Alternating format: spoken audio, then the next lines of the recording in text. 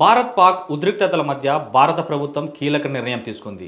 ఢిల్లీలోని పాకిస్తాన్ హై కమిషన్లో విధులు నిర్వహిస్తున్న ఓ పాకిస్తాన్ అధికారి తన దౌత్య హోదాకు విరుద్ధంగా వ్యవహరించాడనే ఆరోపణలతో ఆయన్ను పాక్కు వెళ్లిపోవాలని ఆదేశించింది.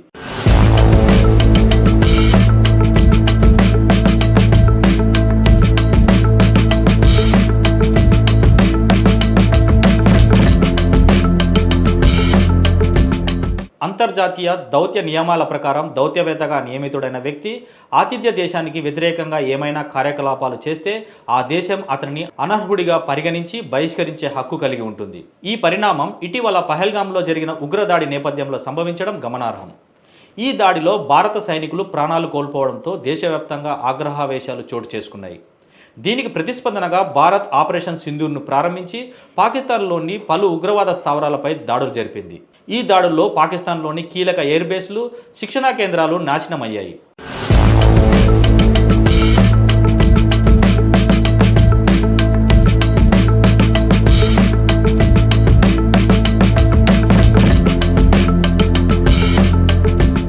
పాకిస్తాన్ తరచుగా సరిహద్దుల దగ్గర సైనిక చర్యలకు పాల్పడుతుండడంతో భారత్ ఇక మౌనంగా ఉండకూడదనే ఉద్దేశంతో ఈ దాడులకు దిగినట్లు తెలుస్తుంది. ఇలాంటి సందర్భంలో పాకిస్తాన్ అధికారి భారత్ వ్యతిరేక కార్యకలాపాలకు పాల్పడుతున్నాడన్నట్టు తేలింది. ఇది పాకిస్తాన్ ప్రభుత్వం నేరుగా జోక్యమేనా లేదా వ్యక్తిగత చర్యలేనా అనే దానిపై ఇంకా స్పష్టత లేకపోయినా భారత ప్రభుత్వం ప్రతిస్పందనతో ఏమాత్రం వెనకడుగు వేయలేదు. ఈ చర్య ద్వైపాక్షిక సంబంధాల్లో మరో ఉద్రిక్త ఘట్టానికి నాంది పలికే అవకాశం ఉందంటున్నారు.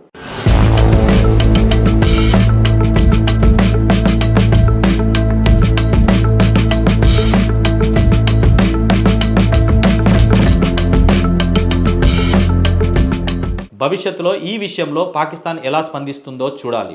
ప్రస్తుతానికి భారత్ చూపిస్తున్న తీవ్రమైన వైఖరి దేశ భద్రతపై రాజీ లేదన్న సంకేతాన్ని ఇస్తుంది. ఇది కేవలం ఒక వ్యక్తిపై తీసుకున్న చర్య కాదని పాకిస్తాన్ తరచూ చేపడుతున్న ప్రోక్సీ యుద్ధాలకు గట్టి హెచ్చరికగా కూడా అంటున్నారు అధికారులు.